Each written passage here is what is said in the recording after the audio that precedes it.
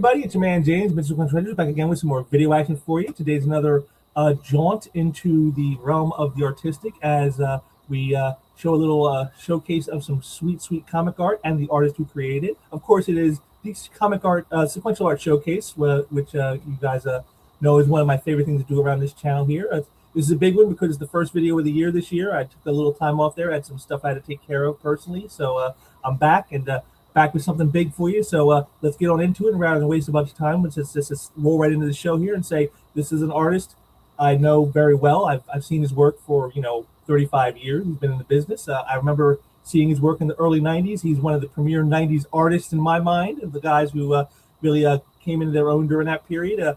He's worked at Marvel on books like the Cosmic Sector, like Thor and Fantastic Four and Warlock and the Infinity Watch. Lots of great stuff over there. And then over at DC, he hit their icons with Hawkman, Catwoman, the Atom. But of course, he's probably best known for his work on a few arachnids, known as Spider-Man and Spider-Girl. Of course, I'm talking about the one and only Patrick Olliffe, who is just the greatest, one of the greatest 90s artists, I think, of the era. So I'm very, very proud and happy to have him on the show here. So let's bring him on in here.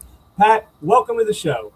Thank you, James. I appreciate it. Thanks for having me. Although it is a little shocking to hear that you've known my work for 35 years. I mean, I know I'm old. I can tell when I look in the mirror, but it's still a little shocking to hear it. It's the same for me. My birthday was just last week, and I turned 52. I mean, so there you go. But yeah, I've always enjoyed your work. Thank you. I remember first seeing it on Thor and those backup features and things like that. That's where I first saw your work, and I've watched you grow over the years. Lots of great stuff you've done. Nice. So I'm very, very happy to have you on here. Thank you. So what we're going to do now, folks, as always, as we do on the show here, we get a little Q&A going with our guest here, our very special guest, Pat here. And so let's start off with what was your first comic, Pat? What was the little Patrick, his first comic book experience? What was that? Well, I don't remember the issue number, but my first comic experience would have been, it was a Superman comic book. It was something my dad picked up at the grocery store probably. And I mean, I was little, I don't know, 5, 6 years old, and put it down in front of me. I thought it was great. I mean, my God, I mean, the color and the action and all, even at that age, I was blown away. I would obviously was into it, and he would buy me more, and I would just kind of absorb these things as they came into the house. And then, but as time went by, I mean, initially I was just so captured by the art and the story, the visual story, that I didn't really pay attention to the fact that you could read these things. So eventually I realized, oh my God, there's little word balloons in there. I can read this stuff too. So then, you start reading the stories, you get into the characters, and it just kind of flowed from there. I mean, really, I became a fan pretty quickly. And then the next big kind of like the hooks were in for me was a friend of my dad's had some comic books, and one of them was, I think it's Avengers 93, I think. It's the Kree Skrull War, Roy Thomas, Neil Adams.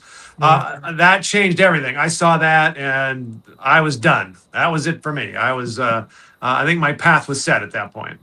So you're saying what? It was the Neil Adams issue there that you want to do comic art yourself? Is that what's... Oh, yeah. Yeah, I mean, those early... I mean, before I loved all the...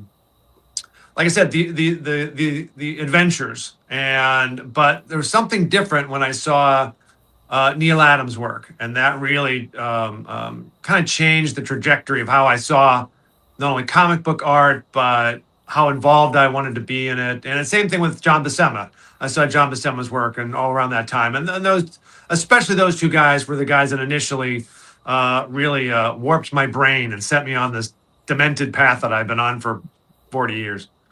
Well, it's funny. Like I said, there are certain things I've noticed in doing this show. Is like it seems like every artist I've talked to, they all have great respect for Big John Buscema. He seems to be absolutely. He seems to be like a catalyst for a lot of guys saying, "This is what I want to do," is because of what he was able to do. Oh yeah, absolutely. He was just he was a force like no other. I mean, his ability to tell a dramatic story, but also the draftsmanship. I mean, he just drew better than everybody. I mean, it seemed so effortless. You would just look what, the characters all had so much power, and the storytelling was all so compelling. Um, yeah, he was just, yeah, it was kind of overwhelming in the beginning. So, Well, I've always said, for me as a fan of this stuff, is like, I've said Big John is probably like one of the best guys for figure work. absolutely. Like there's nobody that can pound for pound when you look at artistry. John Buscema, his figure work is par excellence. You can't surpass that.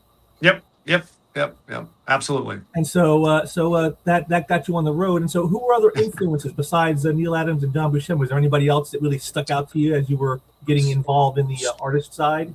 Sure. I think that the artists that, when I was younger, the artists that I sought out and really kind of paid attention to, of course, was John, and then Neil Adams, and then Sal Buscema as well. I became a big George Perez fan. That was during that period of time. I was run on Teen Titans and the Avengers. I've loved his work.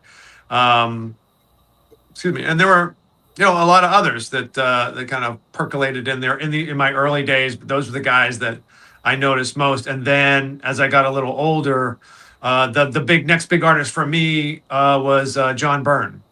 And when he showed up in the industry, I immediately felt connected to his work. I liked what he did. Obviously, I understand that he was also influenced by Neil Adams when he was younger.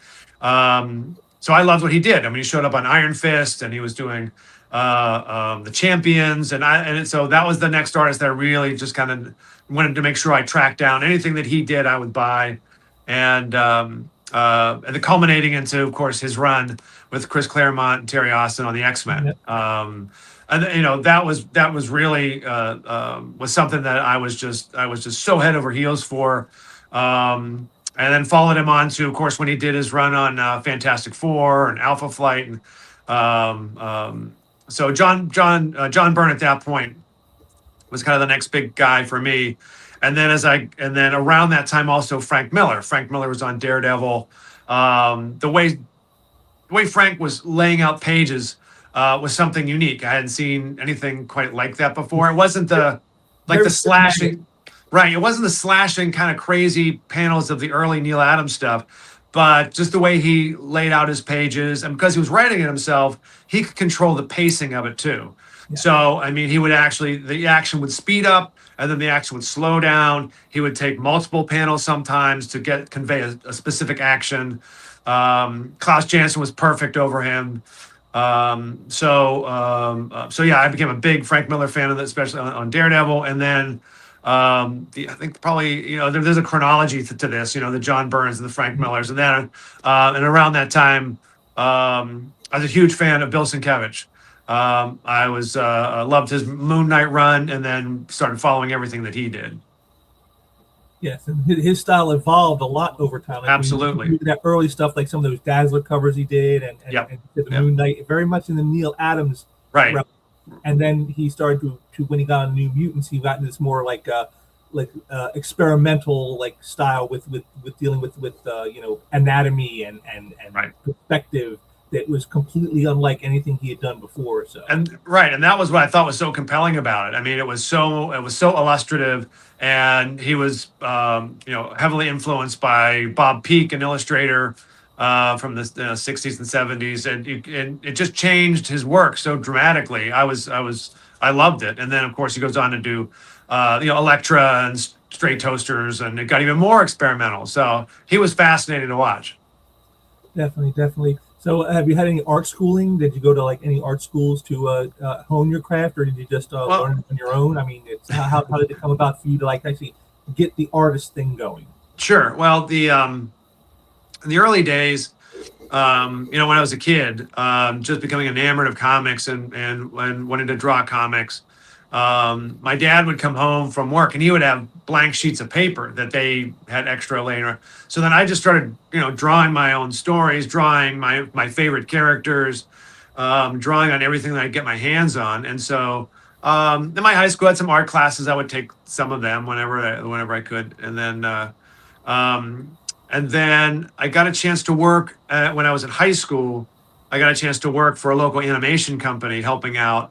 And through them, I met Ron Friends. So the guys that were in this that ran the animation company, and as well as Ron Friends, and I know that Paul Galassi was also an artist from my area. Everybody went to the Art Institute of Pittsburgh, so I thought, well, that's what I should do. So after high school, I went to the Art Institute of Pittsburgh. So did it, now? And this is always something I've always wondered about this because I always kind of found it interesting. Now, have you what you've learned since then? Did what you learned in the class help you a lot, or is it like kind of thing where like yeah, they taught me some basics, but really when you get out there, you just got to learn it on your own. You're gonna have to just figure it out all by yourself. Yeah, I think it was more the latter. I think that there was certainly some basic training that happened at Art Institute, but it was a general, commercial art program, a 2-year commercial art program. So they did teach you a bunch of different things, which was helpful to be exposed to. But in terms of how that art instruction impacted me as a comic book artist, there really wasn't anything. There wasn't a one-to-one connection to that kind of instruction. It wasn't like it wasn't like the Kubert School where they had, Yeah. they're really aiming towards something like that. The comic book stuff I kind of did on my own. So I had some basic training, got some training from the Art Institute of Pittsburgh, but then, the comic book stuff you kind of learn on your own. And then once you get into the industry, you're just learning as quickly as you can. Now, about that, what was your very first work in history, and how did that come about? Like, did you was talking to editors at shows, or how did it come about that you got in, and what was that first work that you did that you never forget your firsts? So, so my first work in comics or my first work at Marvel? First work in comics. Okay, so my first work in comics, I was finishing up at the Art Institute of Pittsburgh. I was coming towards graduation. There was another kid that was an upperclassman who graduated previous to me. He had picked up some work at a small black and white comic book company, and this was late '80s. So this is the black and white comic book glut, and there was a ton of different options. So I had heard about this company, the brand new company. They were just starting up, and they were looking for artists. So I submitted my work to this company, and they hired me. So it was Malibu Comics, and so my first. I don't recommend anyone tracking this down, but my first work for them was called Stealth Force, and it didn't pay very much, but it was my foot into the door in comics.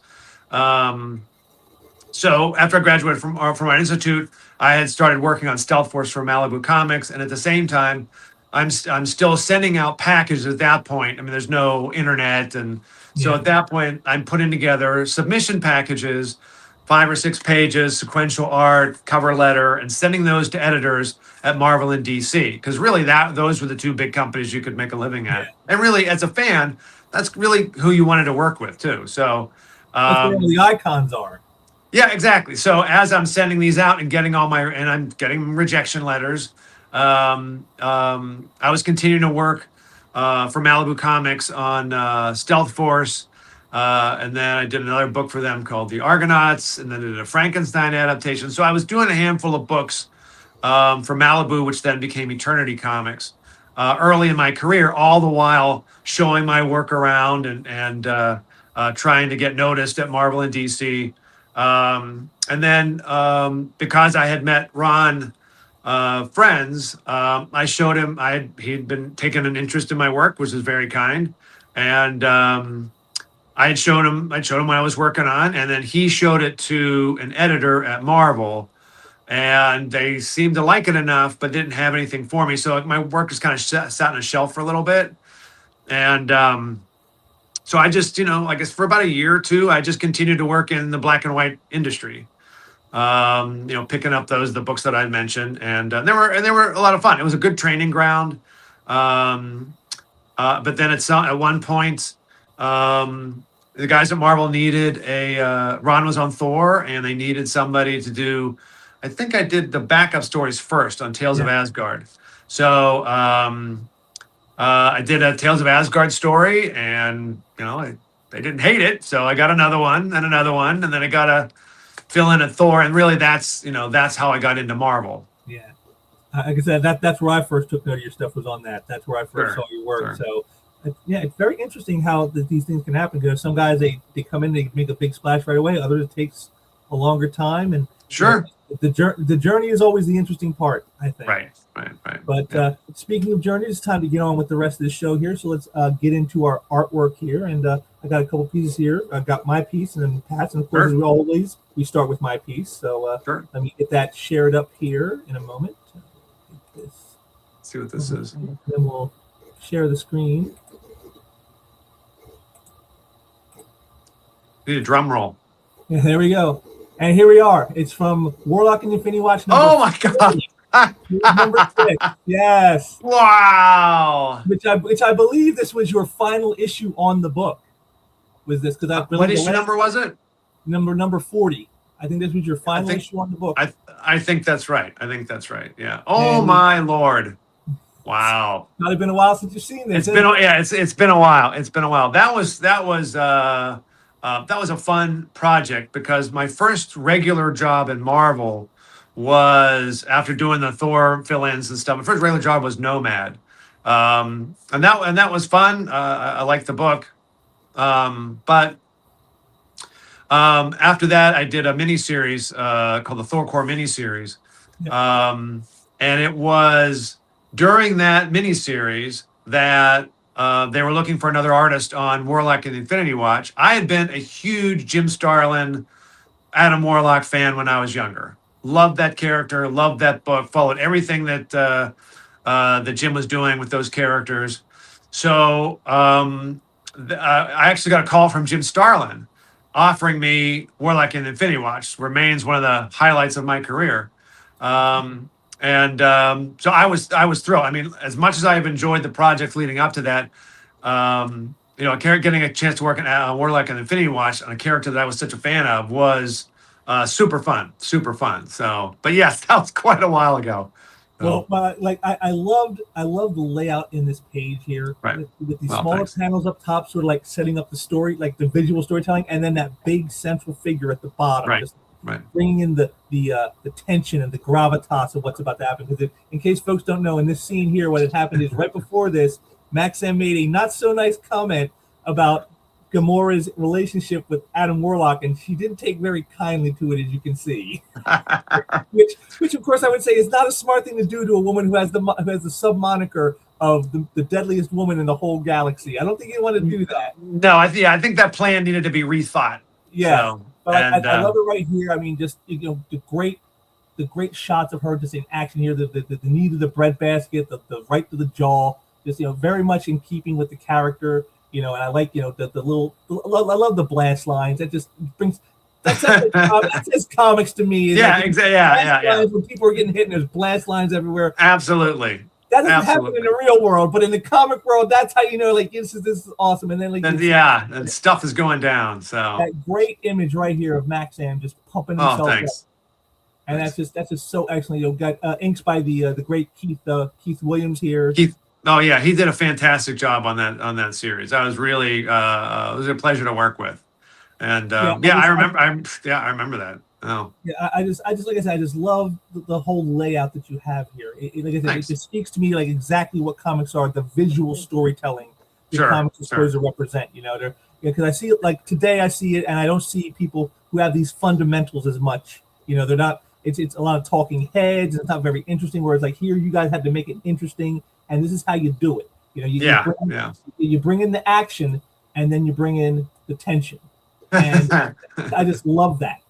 I appreciate that, and I'm actually I haven't seen it in a long time. I'm pretty happy with that. But I think the idea, especially at that when I first started at Marvel, like I said, spent a couple years doing the work for Malibu, some black and white comics. Like the Stealth Force was a spy book, and Frankenstein was obviously an adaptation of the novel.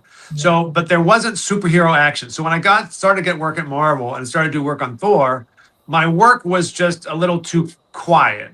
And so I had to kind of remember where I came from in terms of like thinking back like John Buscema, Neil Adams, and try to bring up the visuals a little bit. And I think that's what I kind of experimented with a little bit on Nomad.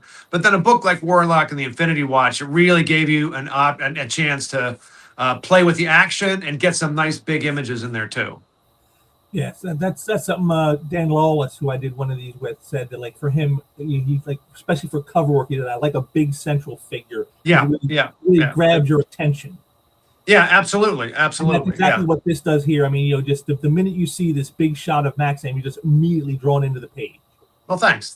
Yeah, I mean, you don't want to. Yeah, I mean, it wouldn't work as well if the first 3 panels were kind of dominant on the page and his big reveal moment was kind of off to the side or down at the bottom. You really need him to be when the reader flips that page over and that's what they see. That's you got to get that big shot of him right in your face. So yeah, that's good. I appreciate that. I love again just your figure work here. I mean, just with her positioning, the way she's positioned. You can feel the impacts. Oh, thanks. Of what you're doing. I mean, you say that's something too. Is like sometimes you see some fight scenes by people and they look a little stiff or a little rigid. But this has like flow in it. I mean, just the flow of that leg just slamming right into him, and then her spin around here with the right to the jaw just clocking him. I mean, it feels, you can feel the motion in the imagery here. And again, that's something else I've learned is like there's like that's a key in all comics to me is the visual flow. Get the eye going from one panel to the next. Just keep it flowing, and that's exactly what we get here. We go from panel to panel to panel, right down to the big shot, and it's like that's great comic book storytelling. Thanks. That's something I really I think is just a key that anybody, if you're going to get into this industry, if you're going to get into doing this kind of work, you need this you need to know how to do this. And I see a lot of guys today who don't seem to necessarily understand this very much. But I mean, this is classic 101 comic books to me with this great visual storytelling, great visual flow, great figure work, lots of action and lots of tension. It's everything you'd want in like a superhero book. It's like, this is what you read superheroes for. It's for this. Sure. And even though it's hero on hero, it doesn't matter. It's this is what we love. Yeah, and I think that's and the I appreciate the kind words but the flow of the action and the way the figures move and stuff. That's all. I mean, that's just all from the guys that I admired. I mean, that's John Buscema, that's Neil Adams, that's Sal Buscema, that's all those guys are in the back of my brain, and they are certainly something that I draw on. No pun intended. When I lay out these pages. Now, what one thing I wonder is is just how much of the work is done by the inker? Because sometimes I know there's a thing called breakdown pencils, which are like correct, loose, and then there's of course finished pencils, which are more tight. How were you working on the series this time? Were you like doing finished pencils, or were you doing more like breakdowns? No, I think that I was doing finished pencils. My memory, I was doing finished pencils. I didn't do breakdowns, I think, more consistently till later. But at this point, I would have been doing my version of full pencils, which were tight pencils that Keith would then would ink over. I think probably at this point in my career, my pencil work tended to be a little loose just naturally. But everything was there. Yeah, that was my memory. That's a full pencil job from my memory, and that Keith did a wonderful job. Inking it up, bringing it to life. So, but my memory of it was a full pencil job. Very cool, very cool. And this is all in black and white, but of course, as I always like to bring the color. So we'll bring the color version in. This is the actual page. Yeah. This is how it looks published, and you can see again. Yeah. I've always said that you can tell good work with a colorist when you don't notice them. That's how you notice a good colorist, is because you don't notice them. If they're doing something where you're like, wow, look at all that color stuff, they're doing something wrong. But and that's what this is here, is great coloring, because again, it takes nothing away from what you and Keith have provided. It doesn't draw your eye away from anything where you're like too focused on a spot of color. It still flows with all the art, and again, just very, very well done. And again, just you can see again the finished product. It all comes together, and that to me, that's what I've always loved about comics and comic art, is the collaborative effort. Absolutely. The whole is greater than the sum of the parts. It's like if you take it apart, it's not that great. But when you get all these people together who are all working towards the same goal, and they can create something like this. That is something special. And again, this is what I see in this page: is a great art team who really gets each other and understands what the others need to make themselves, uh, you know, provide great visuals like this. And like I said, I know this was your last issue on the book, so you've been doing it for a while. So it's like it's you can see that the teamwork that you obviously guys had going on at the time really has come to the fore, and so you're really producing great stuff like this. And I love the coloring here on the face. Yeah, it was a very nice job. Very nice job. That, Coloring adds so much. So yeah. Yes. So definitely one. Like I said, this is one of my favorites. When I saw this on eBay, I'm like, oh, I gotta get this. I can't let this one slide by. This is too awesome right here. That's great. Yeah, I was Keith did a wonderful job. And when I first started on the book, I was inking my own work initially, but it just became too much. I was falling behind on the deadline, so we needed to get an inker on board, and Bob Allman came in to do an issue, did a very nice job. And Keith just came in and just really did fantastic work. So it was very fortunate. I've often heard artists say is like, no one will understand your lines better than you will, which is why some why some say like they like to ink their own stuff, but like I can see where that can be very time intensive. Very much so. Very much so. And it's we talked about the collaborative effort of this business. And I've always thought that the final product, like the image that you're showing there, is the final look in the comic book. And it's really not, Patrick Olliffe. It's and I'm blanking on the colorist's name, so I apologize. But it's the artist that is in that comic book is really a singular artist that was created by 3 other artists. So it's me, Keith, and the colorist all come together to make almost a new artist, which is what they see in the comic book. So it truly is a collaborative effort. Like I said, that's exactly right. I do feel like it's like that. If I know there are guys who can do it all themselves. They're great guys who are like they're the idiot savants who they can just do it all. But, but I think the collaborative effort is something special because you have to get in sync with other people. Getting in sync with yourself, that's the easy part. Getting in sync with several other people, that takes some skill. And so that's why I've always found the collaborative effort so important in this stuff, and just makes it so special to me. And again, just great action. Nice. Again, very, very, very, very well done understanding of like body language and angles. Your camera angles here, the camera choices are very well done. Just excellent stuff. Like that classic superhero style, and that's what you want. But now it's time to move on. We're going to move on to Pat's piece. Now this is a piece he chose. Now this is a piece that you folks have never seen before because it's never been on the market because he's kept it for himself. And after he sent it to me and I saw what he sent, I'm like, oh, I can understand why he kept that. If it was me, so let's bring it on in. And of course, it's got to be the thing he's probably most known for out of anything he's ever done. It's Spider-Girl, of course, and it's from issue number 14. The opening splash page, again, just those fundamentals. You can see it right here, with like the rainy background, with the face in there, like blending into it, and then Spider-Girl coming right at you, like almost coming right up off the page. Right. I just love that. Inks by the great Al Williamson, one of my top 5 favorite inkers of all time. I just loved the look you guys had together. It felt new and yet classic at the same time. Nice. I got that total vibe from that. Like I felt like it's like I've known this art style and yet it was totally fresh. Nice. That's nice to hear. That's not something that's easy to do. But again, I just love the and you can always tell Al Williamson, like right here on this building, that stuff right there. When you see that kind of squiggly lines, that's definitely Al Williamson's shading right there. Right. I know it well from his work on Daredevil and his other work he's done for other guys, but like this right here, the minute I saw it, that's Al Williams. I mean, even if they didn't have the names down here, and I just saw this, I'd be like, oh yeah, that's Al Williamson. Right. Al Williamson ink job right there. Right. So, absolutely. Tell me a bit about it. What is it about this page that made you say, yeah, I'm going to keep this for me?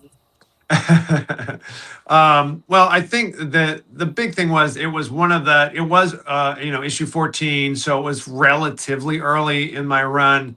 I had a chance to work. Al Williamson came on as the inker on Untold Tales of Spider-Man when we were finishing up. So I'd worked with Al for a little while, but knowing his enormous ability, I knew that given the chance to do like a rainy night scene, would provide a great opportunity for him to use his abilities as far as line work is concerned. The hatching that's up on Dark Devil's face, and I always like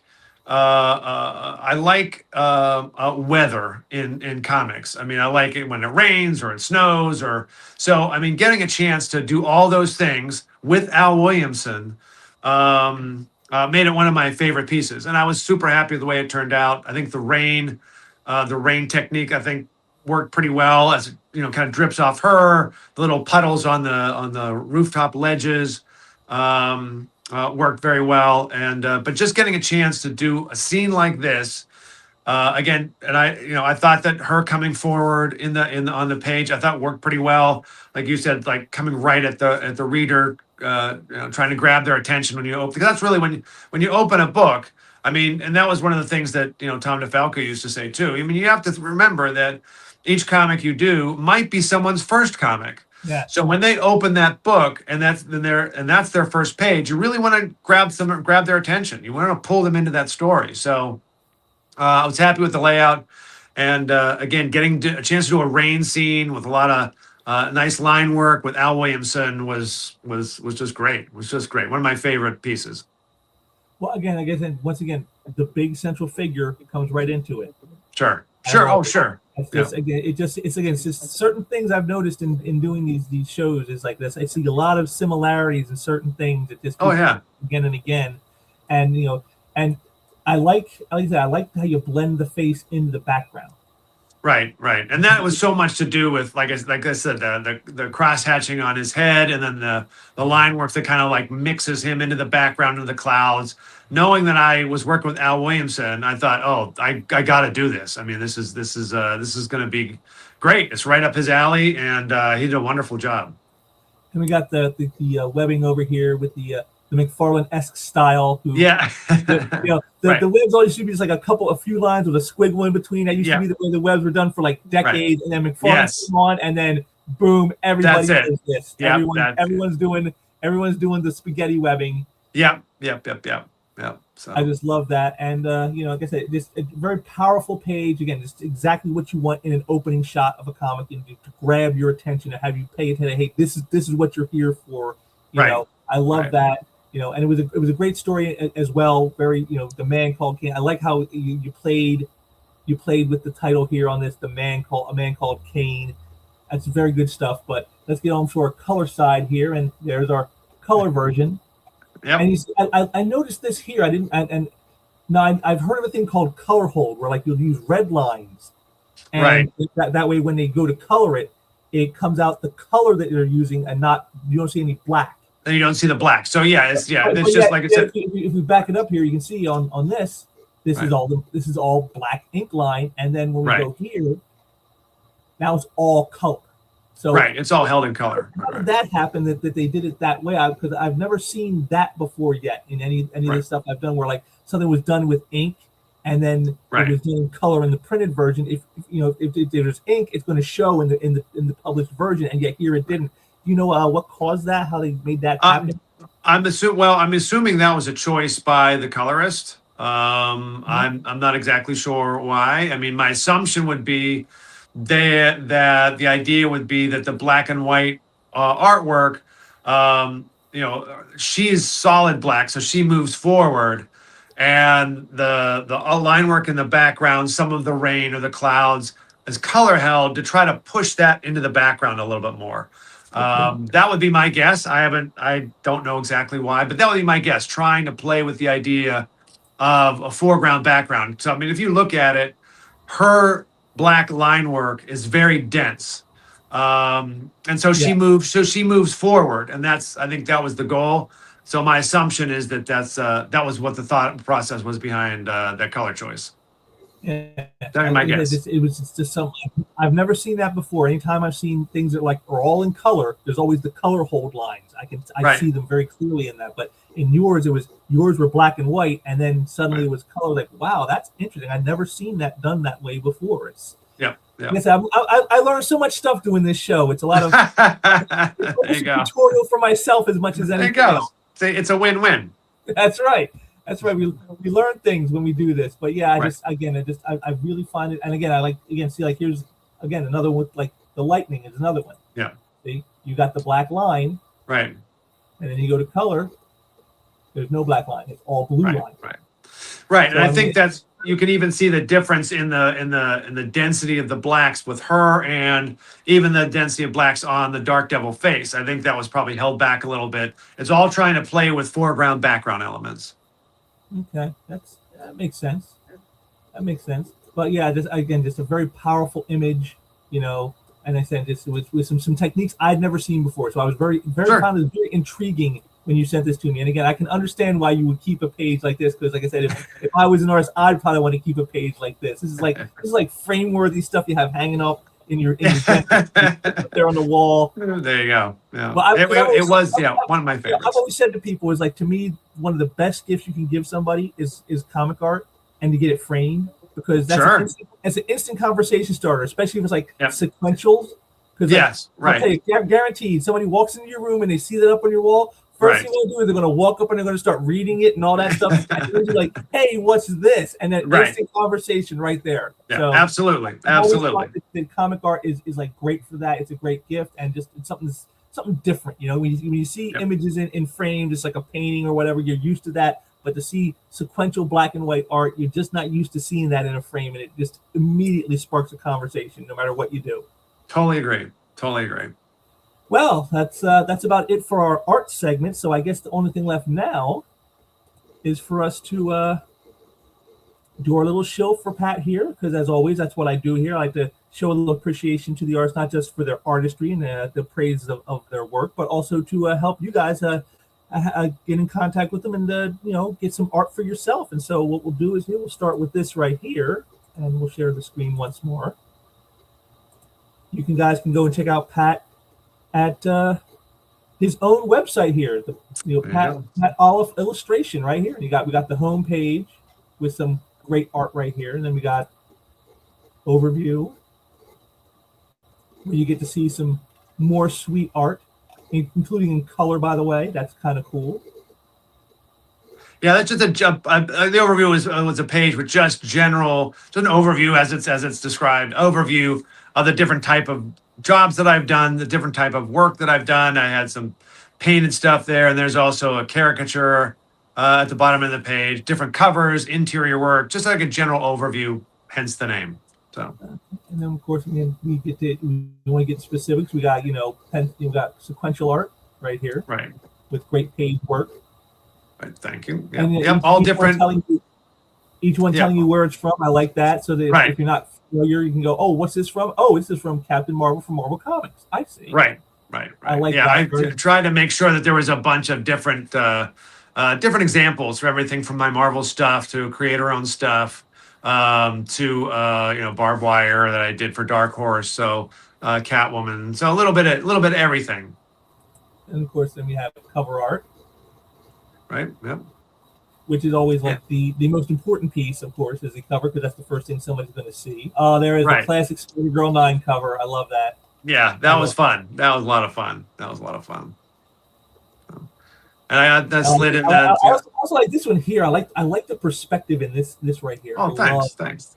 That was a cover for a book that I did for Aftershock called Rough Riders that was written by Adam Glass, and so it was about a little bit more of like an American version of League of Extraordinary Gentlemen with real people. So it was Teddy Roosevelt, Annie Oakley, Harry Houdini, Thomas Edison, I'm Jack guessing Johnson. This is Houdini right here. That's exactly right. So that was a cover. Yeah, so that was the Harry Houdini cover. And that one took a little while to do, but I had the idea in my head to get that angle. And so, I was pretty happy with the way it turned out. But that's Harry Houdini. And I'm taking it down here. The shadows. Is this all Zipatone down here?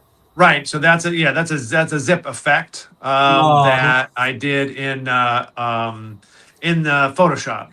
So I used to have those. They used to have those Zipatone sheets that you yes. cut out, and I know some guys still use them, but I didn't have any, so I used what I could do in in Well, Photoshop. like to me, like out of anything you can do in comic books, Zipatone. That to me that says comic art. When you see Zipatone, that is comic book art. There is nothing else that uses Zipatone like Yeah. comics. So that's comic book art when you see the zip. Yeah. I do tend to use it quite a bit. So. And then we got pinups here.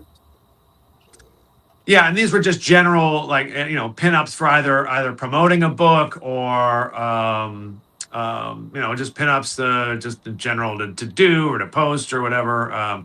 The pinup up there that just went past for was the Scooby Apocalypse pinup I did that never appeared in the book. But when I got that assignment, I was pretty excited about it and came up with that pinup of the gang. So. That looks almost like it could be used like an in-house ad right there. I don't think it's ever. Yeah, I don't think it ever really showed up anywhere. But I was happy with it. That was a fun book. And then we got here the about page, which of course gives you guys all the info here on Pat. Yep. Little catalog, a mini catalog of his most well-known works. Right. And then of course you have the contact page. Yep. And then they're right before the about. Right before the about page is the commissions page. We got the commissions page, but the reason I didn't do that is because, well, when we talk about commissions, there's one place you can go. So if you guys saw those great sweet images right there on Pat's own website, and if you like that stuff and you want to get a commission, what you do is you head on over to this place right here, Catskill Comics. And I know this well. I've bought from Scott many times. Scott Crease is the great guy of it, and this is right here, the front page where you got the new, and look at right here, new artwork right here, Pat Olliffe right here. You got look at this awesome Spider Girl in full color, folks, in full color right here. And something I didn't mention when we were looking at your page is, I know this costume from the Ben Reilly Spider-Man, and I didn't like it when he wore it. Right. I didn't like the cut. It just didn't feel right. But then they put it on her. And it's like, now it works. This feels like a cut that has a much more feminized touch to it, a more feminine touch in the way that the lines of it are. And I think so it worked a lot better on a female form. And so I'd say this is like the perfect suit for her. Yeah, and I think that was the choice of Ron Friends, who he and Tom created the character in 105. And the choice to put her in that suit, I think it worked great. I think it just works better on the female form. That was all compliments go to the man himself, Ron Friends. Yes, and then we got here.